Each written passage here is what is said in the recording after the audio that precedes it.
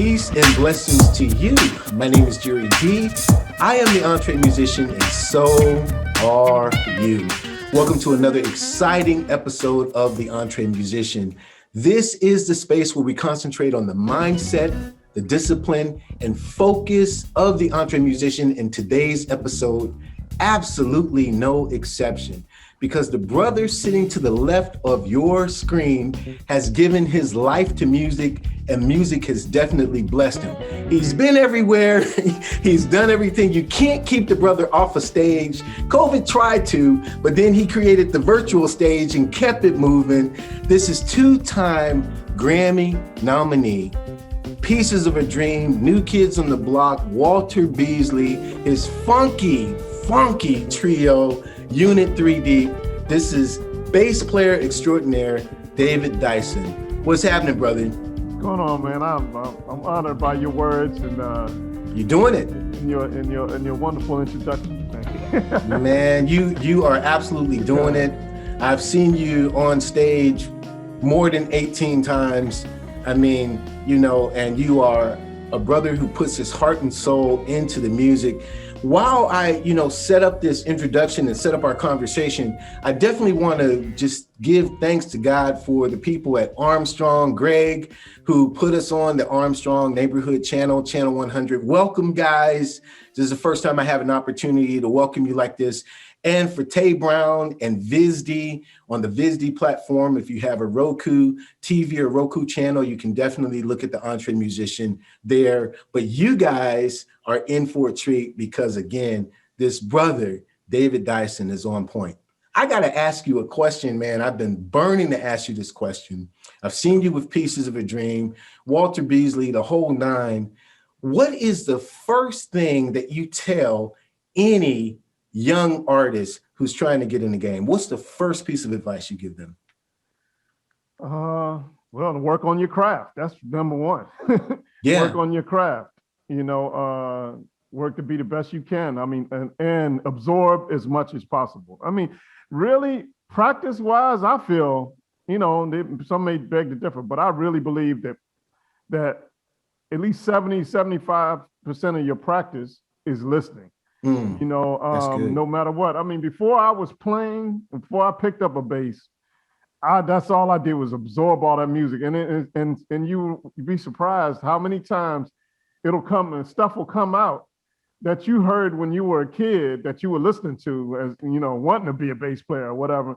And you're like, damn, where did I get that from? They're like, oh yeah, that was Bootsy back in the day. I remember that. Stuff stays there, unconsciously. You hold on to a lot of that stuff. And right. Once I realized that, it's like, and don't limit yourself to any one genre. I mean, I understand there might be some stuff you don't dig, but I realized in college I used to be kind of closed-minded, like I listen to anything except opera, and there might have been something else, I don't know. But then my girlfriend at the time, her roommate, they both went to Boston Conservatory when I was in Boston.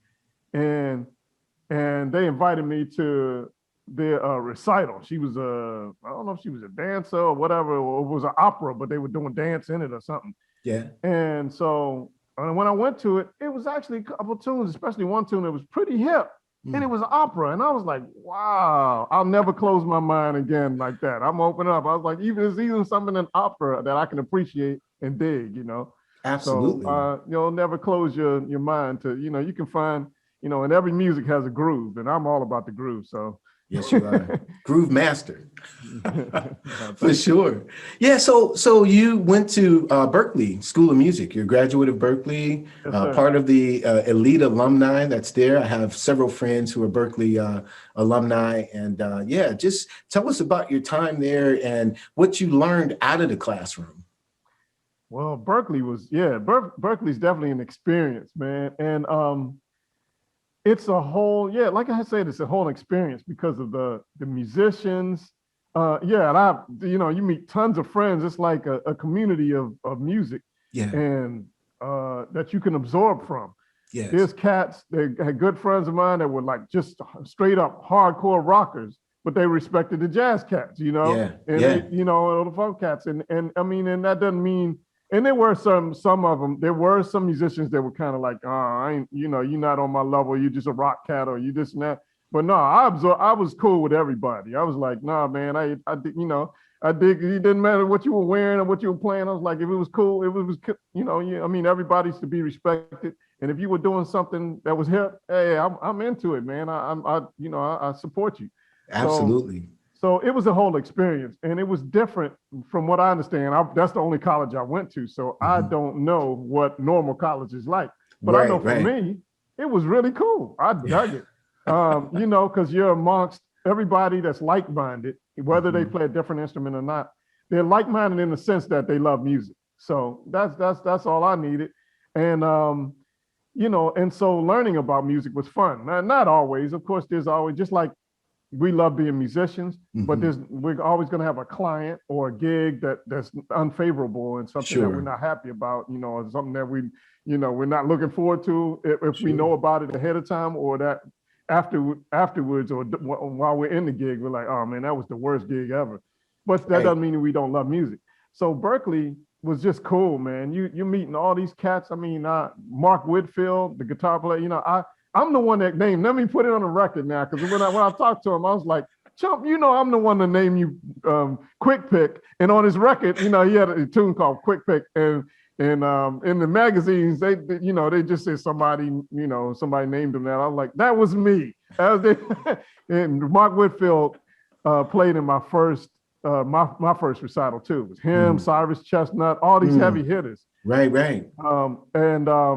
And that's when I was learning. I was trying to learn about, you know, it's not just putting together musicians that you know that are good. Yeah. It's about placing people in an area that they're good at, that they're gonna, you know. So just because Mark Whitfield, you know, this is just an example. Say just because Mark Whitfield is a great guitar player didn't mean he was gonna kill my funk half of my gig. You know exactly what I mean? Right. Exactly. Well, but even though he did, because he just soloed and he was just killing, but he played on both. But also I learned that what's practical and what's not. I remember, so that was my first recital.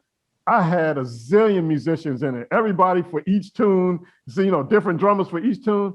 And that's not how you should do it, because now if you do, that's how you do a record, if you want, you know, for the different vibes you want. But for a gig or a recital, it's not favorable to be changing 5 different drummers or 5 different guitar players or 5 different keyboardists. You find somebody that can handle and every once in a while maybe fit this keyboardist in for this, you know, this feature him for a jazz thing or this one. But man, so I had like 3 different drummers and 3 different guitar players, and you know, it was really a hassle for my first thing to put together. And I was like, okay, no, I'll never do that again. From now on, I got to think it out even better. But also, I had some people on songs that I knew, like one drummer on one thing, I knew he was a good drummer, but he was not the best drummer for the song I picked. For that song, it was like a Fred Wesley groove, and he could not feel it right, and it was frustrating. You know what I mean? Yeah. So that's a whole nother thing, picking the right musician for the right tune or the right gig. Yeah. You know, and you have to do that for each musician. And then the most important, not only that they could play, but that in their personality and their heart and the way they are. Because there was one I won't even mention. Yeah. This famous musician that he said he wanted to be in my recital. I was like, oh man, sure, I'd love to have you in it. Went to his room and then we talked, and then I gave him my music. And I was like, when I saw him, I said, did you get the music? He said, yeah, I saw it. But, you know, he had this elite kind of vibe. I ain't even going to say his name. He said, I heard it, but, you know, I ain't really like the songs, but, you know, whatever. So I picked somebody else to do his part. And he got mad. We're cool now, but, I mean, it's like, hey, man, I figured, you know, I want somebody, you know. I don't enjoy everything I play. I won't play on somebody, but I try to make the best of it and make it feel good the way I would do it, you know. You don't like everybody's song that you're playing on, or every project you do, or every gig. That's right. So the fact that he came with that negative energy, I was like, that's all right. I'm gonna get somebody that wants to, you know, you're the one that asked me. You know, that was cool. It would have been an honor, but the fact that you come in with that negative energy, I don't need that. Let's move on with somebody else. So, Absolutely. but the whole atmosphere was very cool. I mean, I'm sure I would be here all week telling you about Berklee. All the experience I've experienced. Yeah, no, Berklee is down, man. Like I said, several musicians that I know and love have been there. In fact, we have the EntreMusician Mastermind that meets weekly, and one of our moderators is Linda Bolero, who's a professor of voice there at Berklee. Cool. And so, I mean, it really is, the atmosphere is on point. So I kind of live vicariously through the musicians who went there. I wasn't blessed to go. I picked up everything on the streets, but grateful. Hey, that's cool. Yeah, that's but great. Organic, man. That's great. And I picked up before I went there. That's what I did. I Absolutely. picked up everything on the streets and from people that were killing. And there was one other thing I was going to mention about Berklee. I forgot already. See, that's age. That's right. That's how we roll. But, I was going to piggyback on your statement because, you and I were born the same year. And I think the advantage that you brought to Berklee was the fact that in the 70s, man, we were vibing on all kinds of great music. Absolutely. I know that the bass wasn't your first instrument. You were on baritone. And, it was Louis Johnson, Larry Graham. That's right. Wait a minute. That's right. That's right. Louis Johnson, Larry Graham, and Bootsy. And Bootsy, yeah.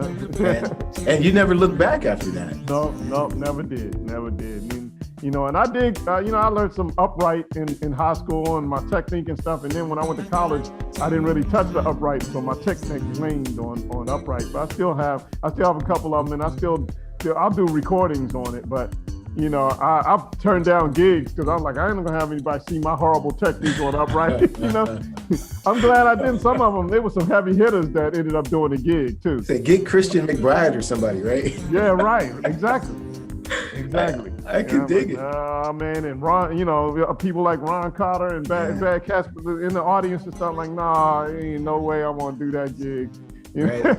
But you definitely flow, man. And like I said before, when every time I've seen you perform, you're not performing. You really are playing from your heart, and that's the one thing that I really like about it. I think you said a couple of things. Number one, with respect to the gentleman who had the attitude issue, I know that when I go and see David Dyson, he's bringing the spirit of positivity. He's bringing a level of faith and the right attitude to the stage, because you're going to feel that before you feel all the notes. You're going to feel that person's spirit first. And I've never once seen you perform in a situation where you just phoned it in. You were just going through the motions. Never, no matter who I've seen you with, Peace, Walter, or whomever, So where does that come from? Not only your love for music, but I think I want to throw this in here while you answer it, but your parents were incredibly supportive to your career right out the gate. So does that play a big part as well? Absolutely. My parents have always been supportive of my music and brought me up in God-fearing and stuff. Yeah. So, I mean, and positivity is always, it moves the stress away. I mean, even during this time of pandemic, this thing where I had almost a whole year's worth of gigs just vanish. Festivals, out of country, everything just vanished. Yeah. And I was like, are you serious? And I wanted to feel sorry for myself for a second. I was like, but I was like, wait a minute, everybody, you have to look at things in a positive nature. Everybody's going through this. That's correct. Everybody, you're in this with everybody. No feeling sorry for yourself. And yeah, it's a bad situation, but okay, let's even if we can't be on the stage right now, let's see how we can still move toward the future in everything we're doing, whether it be virtually or doing new songs. And, of course, I want to be, I'd rather be known as a great songwriter than a bass player, actually, even though I love bass. Yeah. But, I want to be, that's the next level, so I've been working on stuff like that. Trying to place in songs and stuff.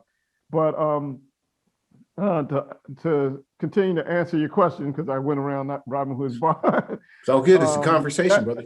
Yeah, the whole positive thing on stage, that's the whole growth thing. Because in my experience growing up with friends and stuff, where they've argued right before, something that happened bad right before we got on stage or in the studio or whatever. The And money wasn't right.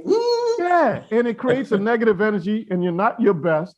You're not your best, and you put out that energy, and the other musicians aren't going to be their best if you're not if they're not feeding good energy off of you. So I've been in many times with different musicians when something's happened, or even something's happened in a sound check, or it's been an argument, or with somebody that works there, whatever.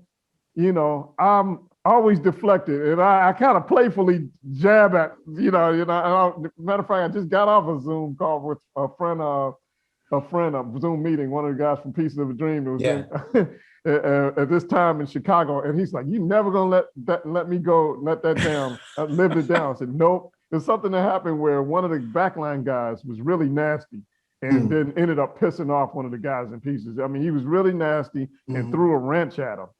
And so I tease him about that. I tease him about new wrenches and everything. Said, I'm gonna get him a wrench set for Christmas, So I make light of it. But and I remember that same person I got.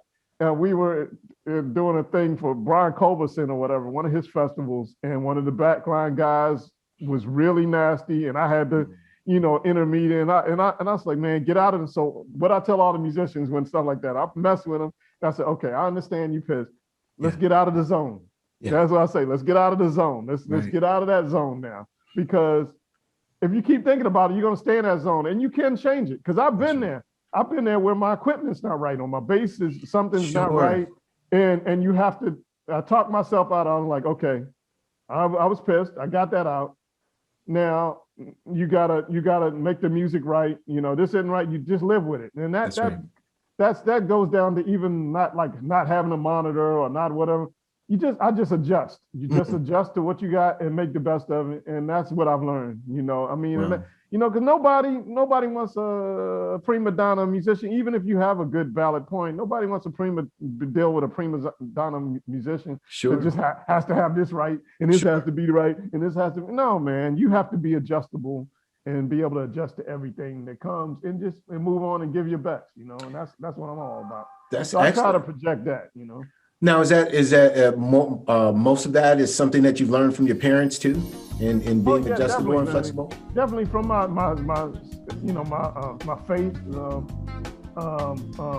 Growing up, my mother's a minister in the AME church and all. So, growing up from learning spiritual values, and then my parents. I mean, they've always been. They've always been very supportive and very, spiritual and very, always nurturing. Now, was there ever a tug of war growing up in the 70s? I know, at least from my spiritual background, and some of the choirs that I played with, church drummer and whatnot, and some of the mothers in the church was like, "You playing that devil's music?" Was there any of that tug of war going on? Strangely enough, my mother she didn't come like that. Yeah. But she didn't like me because I was coming up in the, of course, the Stanley Clarke stuff. Oh. That's what was happening when I was playing in church. And she was like, so she didn't want me playing, all that stuff in the church, that kind of vibe in the church. I was playing with the men's choir, and then I was playing with what's the name of that choir? I'm getting the different churches mixed up. Well, bottom line, I was playing with 4 different choirs: the youth choir, the young adult choir, children's choir. So I was playing with like 5 different choirs there, just like I was at Reed Temple at one point. And then I just had to let a lot of them go. Yeah, stick with the mass choir and the men's choir.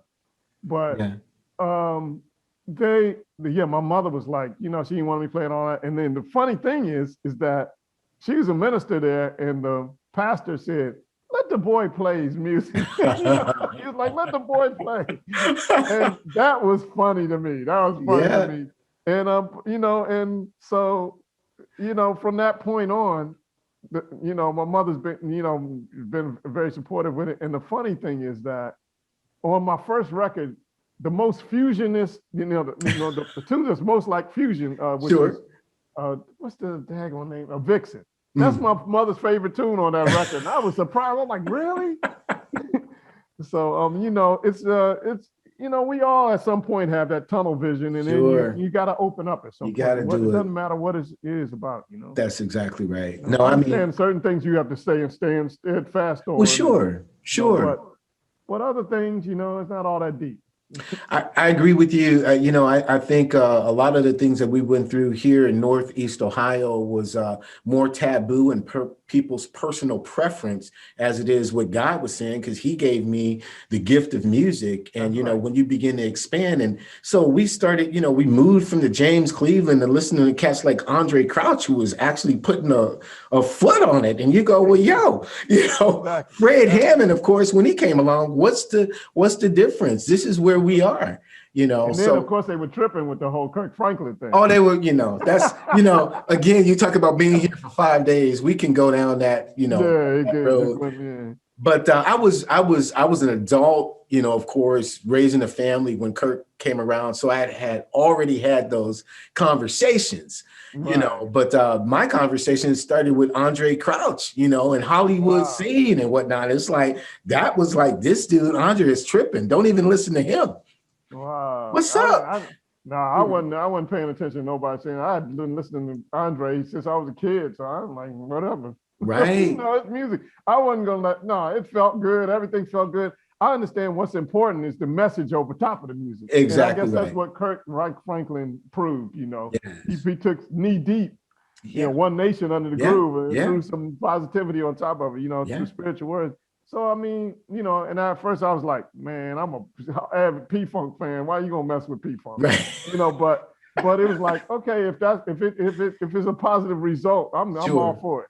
Sure. As long as the spirit is on point, it has to be pure, because another thing, we'll get back into that conversation in a second, but another thing that I really learned is when I was a gospel DJ downtown Youngstown, Ohio. I was a gospel DJ playing Christian music, and there were some that there was no anointing on it. I don't care how many times they said the name Jesus. It was like, that's right. You cats is just pimping Jesus, in order to get the record deal. There's no anointing on this. And then you put something on and 2 chords, you would know, okay, wait a minute. You know what I'm saying? You got to go for the purity. I'm glad you said that, because I felt like that a lot. I felt like that for a lot of different things, and you could just feel it.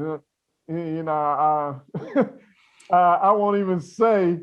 Well, I was I was asked to be. I won't say anything, but I won't say any names. But I was asked to be a part of something, and I was like, no. I mean, they were all about pimping. I was like, no, I'm not interested at all. Exactly. I mean, something, and I'm not, I understand. That was in my college days, Yeah. Well, I toured with a quartet group. Again, let's try to get back on the conversation. But I toured with a quartet group, man. We went down through the South, and if you want to talk about pimping ain't easy, it was like, and I'm a young, impressionable guy. And then going back to Ohio where they're saying, don't play the devil's music. I'm like, well, what was that? Right. What was that? Right. So, you get it right. God gives you grace, and you live, learn, and grow, Now, let me hit you. I'm sorry. Let me hit you with this question, though. You've played with a variety of drummers, and you know that the drum and the bass is that's going to set the lock for the evening. Who is your favorite drummer that you've played with? Can you say his or her name without insulting? No. I'm totally down. Dang, I played with a lot of great drummers. Yes, you have. I'm trying to think of who I would consider Like, the lock is just right there. Absolutely. I mean, I've been able to play. I just say I've been able to play with I just have to mention a couple of them that I love to play with. Sean Rickman. Mm-hmm. We did Michelle and Cello and Steve Coleman together. Mm-hmm. Steve Coleman and 5 Elements. Mm-hmm. Recorded and played with them. Let me see who else. I mean, he's incredible talent. I mean, Gene Lake, of course. Jay Williams. Yes. Tim Steele. They're all homeboys. Homeboys from DC. Tim Steele and Jay Williams. It was an honor to play with Dennis Chambers. We got to record together. Word up. I hope we do a lot more. He's down there in Baltimore, though, where you swing from, though. Right. That Baltimore juice, yeah. Right. see him many times when I'm catching a plane, Right. going through the airport. But yeah, you're right. Lock is important. I mean, I got to play, Lil John Roberts. Lil John, yeah, baby. We've done festival stuff before. I got to play with a lot of the best.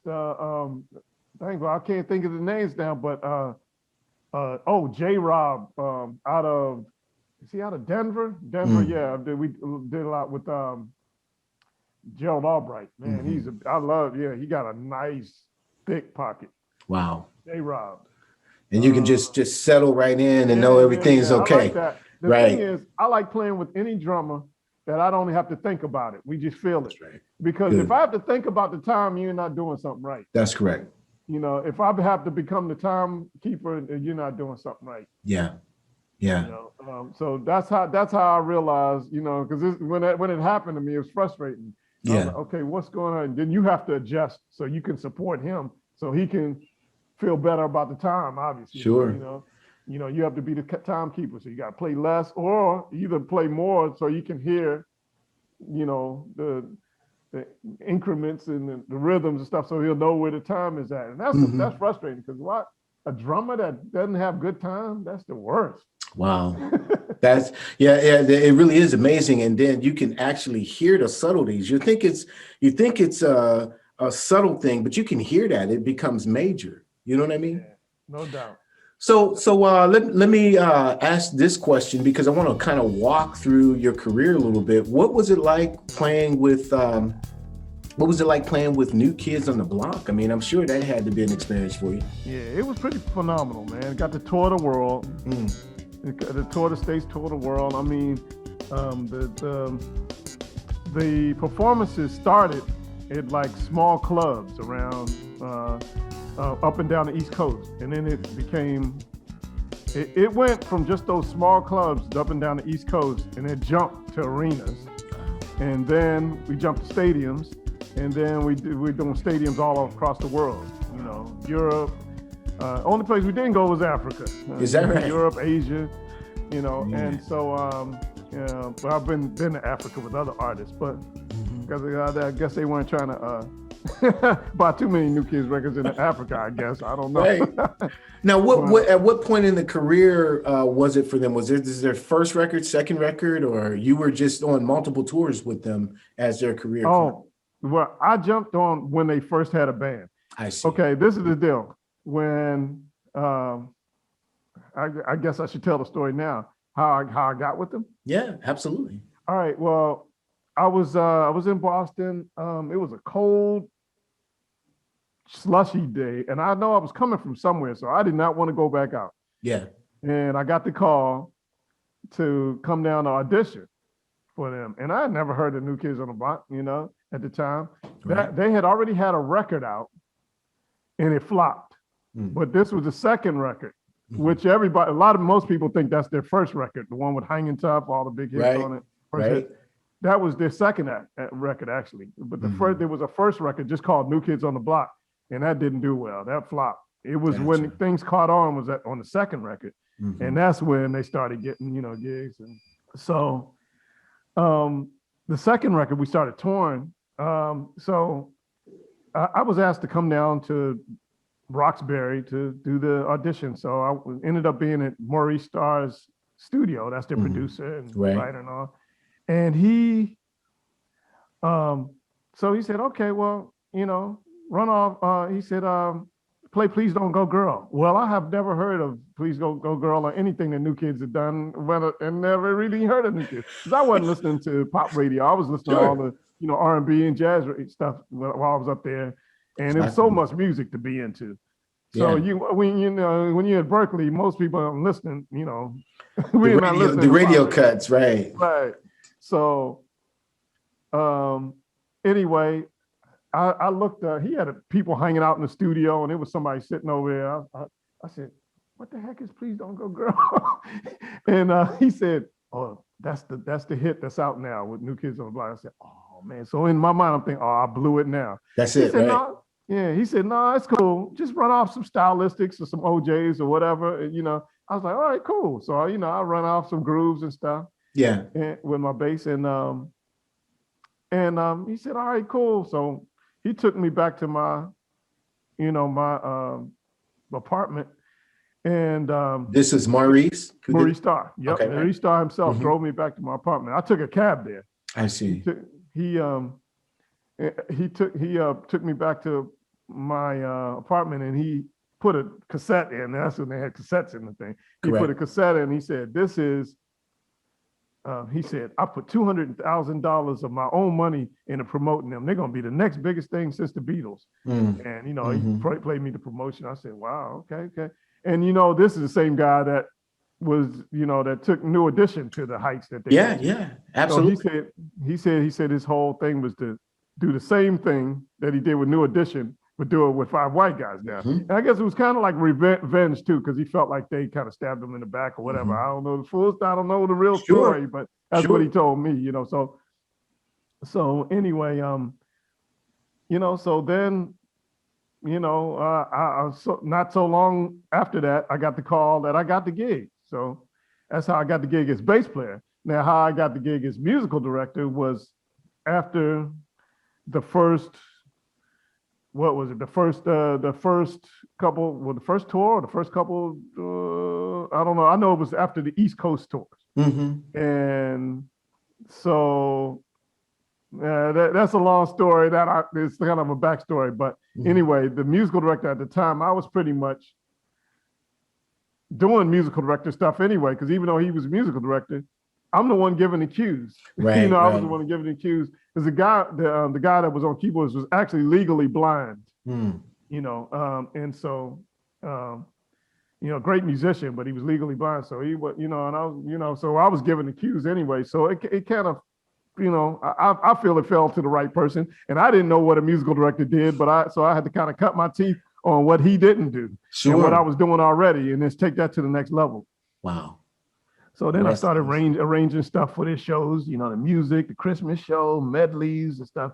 And, and we did rehearsals with them. So I was doing kicks to their dances. They'd show me what they were doing, and I'd do kicks to that, and I'd change the music and stuff. So it was pretty cool. You could be pretty creative. And they, I had a lot of liberties with that. But when I tried to be too jazzy in the Christmas medley, I had to, Jordan was like, "It's too jazzy. Just rein it in." I got you. All right. So I had to change. I had to back off on some of the stuff. Wow. So how were the members of New Edition and, the rapport? You talked about prima donna, I would imagine they were young kids starting out, and as the stadiums got bigger, did they maintain their humility? Or, you don't have to tell any stories, but you know what I mean? Oh, well, I'll be straight up that with New Kids on the Block, they're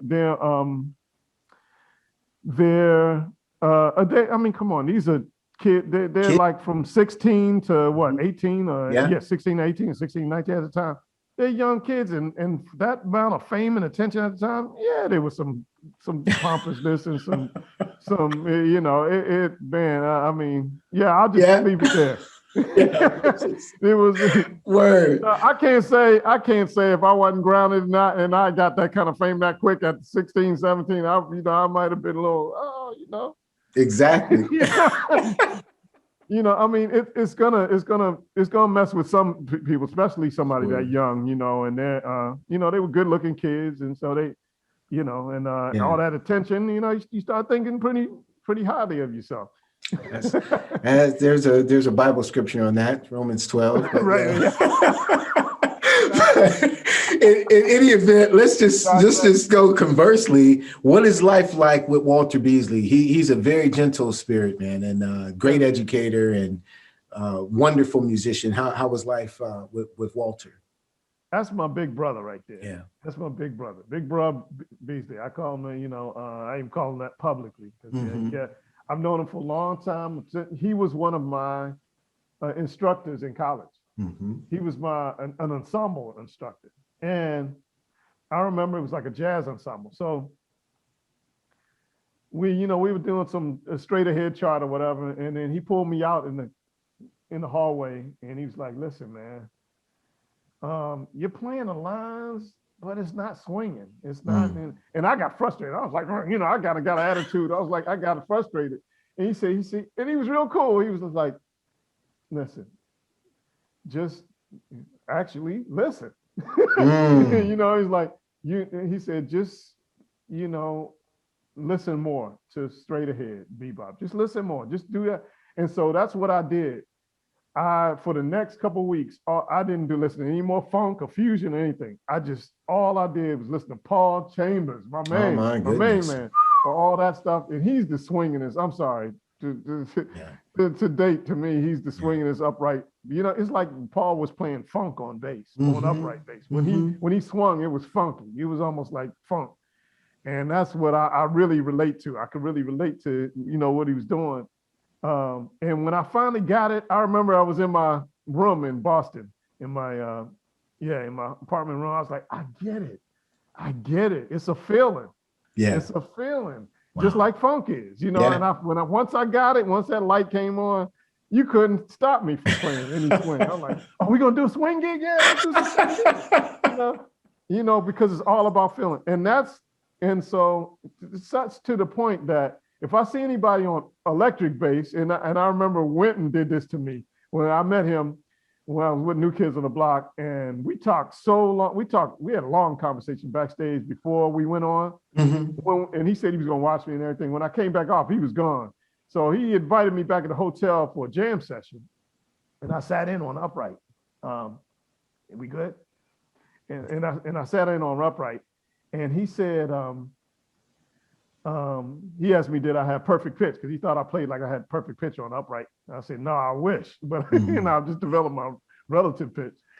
But he said, I lost my train of thought because I thought maybe I hit the mic. Oh no, you're good. Okay. We're starting again. So Wynton Marsalis. We talked, me and Wynton Marsalis, we talked all that time. He invited me back to the hotel to jam. And he said, I said, man, you said you were going to check out the show. And he said, as soon as I saw you pick up the electric bass, I left. I was like, well, that's jive. Because you knew I played electric bass with New Kids on the Block. You knew I didn't play upright.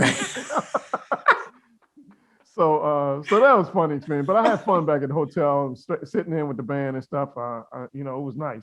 But my thing with electric bass, you can swing on electric bass on straight ahead. Sure. But I don't see a lot of people really doing it. Mm-hmm. I mean, it's a whole, you got to apply the same principles to upright to electric. Exactly. And it's not just swing. It's, you know, you got to think like you're on an upright, you know, you got to think the same way. Yeah. So the upright is a whole nother beast. Mm-hmm. You know, it is. A whole nother beast. Just another approach to it. It's just like any drummer who thinks he can just pick up percussion and just roll with it. You know, you got another thing coming. It's a different science. It's a different approach. That's right. That's absolutely right. Well, tell me about my friends. I got a good friend. I hope he calls me the same. Good friend in James Lloyd, the third, who lives in our area, and you've definitely put your work in with Pieces of a Dream. And I've had the opportunity to have a conversation with James. Our band opened for them several times. So tell me some Pieces of a Dream story that I can blackmail him with. I can't think of anything off the bat, but that's a safe answer right there. I can. Because I'll clip it and go, yo, James, check out David, man, yo. I'm sure there are plenty of stories, but yeah, it was a pleasure definitely being able to write with him, and you know, he's brought me in on, you know, we've co-written together on some stuff, even as far as back as what's the record, No Assembly Required, and yeah, I appreciate that. He's spitting, you know, he's spitting them out there. He's spitting them songs out there for different artists, and that I'm trying to get on that level where, you know, people are calling me more for my writing, you know, my songwriting than bass playing, but I'm not, I'm happy they're calling me to play bass though. Absolutely. Well, he's definitely a wonderful young man. James, of course, you know, Harmon brothers. It's a great unit, man. 40 plus years strong. So, you know, for you to be a part of that, but you also put this funk trio together. And I got to tell you, I've heard maybe 150 versions easy of Ain't Nobody, but nobody does it, at least not has documented it like you in Unit 3D that hands down is the best version of Ain't Nobody Shaka Khan. Y'all just roll it, man. So tell me about the group and how you got it together and everything. Thank you so much. I appreciate that. That's my arrangement. The funny thing, I appreciate that. And that vocalist is a beast. That is Ashley Cook. She is the daughter of Mighty Clouds of Joy, Michael Cook. Oh, is that right? She passed away, but she's the daughter of it.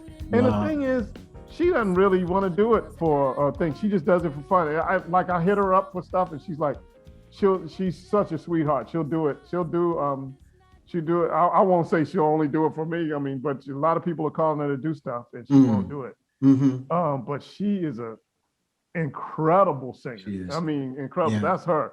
Well, here, can I say this? Can I say this on there? Because, I'm going to put a link to that in the show notes to that particular cut. But the thing about it is, when you think about approaching what a legend like Shaka Khan has done, an icon, and you say, like a Luther Vandross, that's how I felt about the recordings. Like, okay, we're going to reimagine this total structure and we're going to move to the left. And she feels so comfortable and at home with that new arrangement. It just feels like, yo, that's butter right there. Yeah, thanks, man. Yeah, I was pretty proud of that arrangement. And matter of fact, live, it changed a little bit more. We added like a different solo section for a guitar. It's like a nasty groove section, and then it goes back to the bridge and then take it back out like it does on the record. But we added a new section there that's pretty fun. Man. Yeah. I appreciate that. It was fun to doing that whole record. Those are my boys, Patrick Cooper on keys and Dwayne Thomas on drums. Now, Beast. Yeah, them two. We played in a group called Secret Society. It's a local group that's killing in this area, and they wanted to do something outside of that on our own. Because we were waiting for Secret Society to drop a record, and we wanted to drop something, and we should have dropped something long ago. And it's like, well, let's drop something, and in the meantime, and drummer and the keyboardist got together, and then they came to me, and I was like, oh, okay, you want to do something like them? All right, cool. But then they said, no, we want to do something totally different. And I was kind of like, I was busy, so I didn't really want to. I'm like, all right, but those were my boys, and I felt it would be fun. And then it took on a life of its own, and I enjoyed it. We ended up rehearsing and then going in the studio and recording and start doing gigs. And so I wasn't the person that had the first vision of Unit 3 Deep. It was the drummer and the keyboardist. Wow. I enjoyed that group. I'm hoping we had a record was out, and then we got an offer to re-release it from. We got a new deal from a company out in Italy, but then the pandemic hit. So I don't know where we're at right now. We just kind of feeling things out. Sure. And so all our stuff got taken off the market because, of course, they wanted to repackage and re-release it. I see. So we'll see what happens. Well, we just had a meeting. We're going to work on another one and see what happens. So. Well, good stuff, man. Absolutely great approach. And, there's those moments where the music is advanced further. And sometimes it comes from places you don't necessarily, you're not necessarily looking. And I think that for the three of you, man, the next move of music, because of the innovation and just the thoughts and the arrangements involved, not to mention the incredible musicianship. I think that's going to be the next, you guys are going to take it to the next level. I really do think. Man, I appreciate that. You're empowering me now. Yeah, I mean, I'm a musician. I listen, and when I hear something that is not just a cookie cutter, run of the mill, oh, here's the same chord changes. Oh yeah, well, we're gonna go here. You guys went and you tweaked it, and I was like, okay, wait a minute. That's some juice there. So. Thanks, man. Well, let me ask you, man. When we were trying to get our schedules together to get this conversation on point, and there was hit and miss and whatnot. Of course, 2020 happened. But was there a question that you thought, well, when I get on this interview with Jerry B, he's going to ask me this, and I haven't asked that. Would you answer that unasked question? I've made it a point not to even think about what they may ask me, and I'm spontaneous, just like I am for solos and everything else, you know. Because sometimes sometimes when I overthink stuff, it's not that it's not that it doesn't happen, you know. It's just so like I like to be spontaneous, but geez, I don't know. I can say I'd like to spit out there as far as this pandemic. Just y'all keep thinking forward, because that's what's keeping the smile on my face. Thinking forward, keep writing no matter what. Keep practicing no matter what. That's right. Because even though it's not that many gigs now and whatever, and the industry is crazy and the world is crazy, keep moving forward. That's right. And keep focusing on that. Don't focus on the madness. Focus on that. Focus on what you can do to better the future in what you do. So music-wise, I was asked to do a Zoom question and answer and a quick performance kind of bass clink thing for some youth in a youth organization in out of Britain, and I just did that this past week, and I said I enjoyed it so much. I said, you know what? I'm gonna start seeking out other youth organizations, music institutes and stuff to do the same thing, because I really enjoyed the spreading, inspiring and teaching and I'd like to do that Zoom wise. I can do that across the world. Sure, and absolutely. But bottom line is, I want all the musicians to keep positive, thinking forward. Don't, not thinking like, oh, we're not gigging out, we're not doing this. No, keep working on your craft. Don't stop.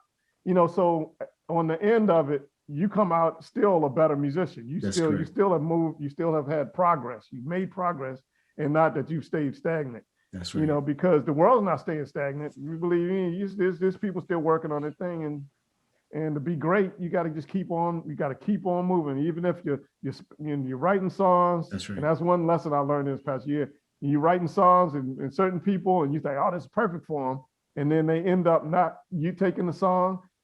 I've realized there's songs that you may have written years ago, and then at the perfect timing, that's when it's going to be used. That is correct. For you or somebody else. And so nothing that you use, nothing that you create is trash. Just hold on to it, and have faith in it.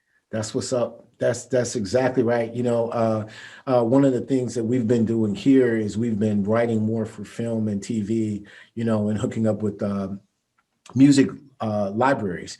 And, I've been pulling things out from 35 years ago. I mean, some of my first demo tapes and going, okay, that melody was on point, maybe the production went right.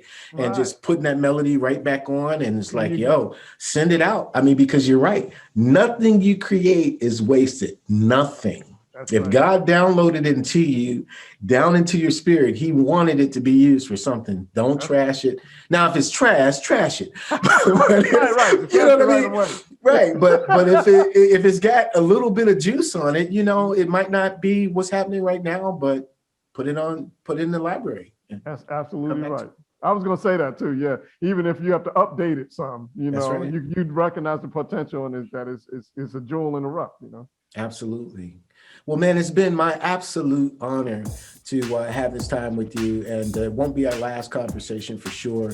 And at some point, after it's over, I'm going to find a way to get up on the drums behind you, and put a little funk underneath you and learn some things. I'll be honored, as well. It's fun and be my honor, man. And well, I'm so grateful. Too old to learn either. I learn from every situation. Me too. Absolutely. Well, thank you so much, ladies and gentlemen, brothers and sisters. This is David Dyson. He is what we call around here the man, okay? He is the ultimate EntreMusician, and we're going to put some links down in the show notes so you can get to know him better. Go to his website, check him out, read his story, listen to his music, and, just take that journey with him, because he is absolutely going places. I don't see him slowing down anytime soon. So, David, thank you so much. I want you to like and subscribe and tell everybody you know about the EntreMusician. Share this video, and especially for those of you who are just starting out, gems and wisdom are here. So say, hey, yo, I just heard this cat, David Dyson. You might want to hear this because this is how he's vibing. So that brother right there, David, is an EntreMusician. My name is Jerry B. I am the EntreMusician, but you know what? So are you. We will see you again next time. God bless.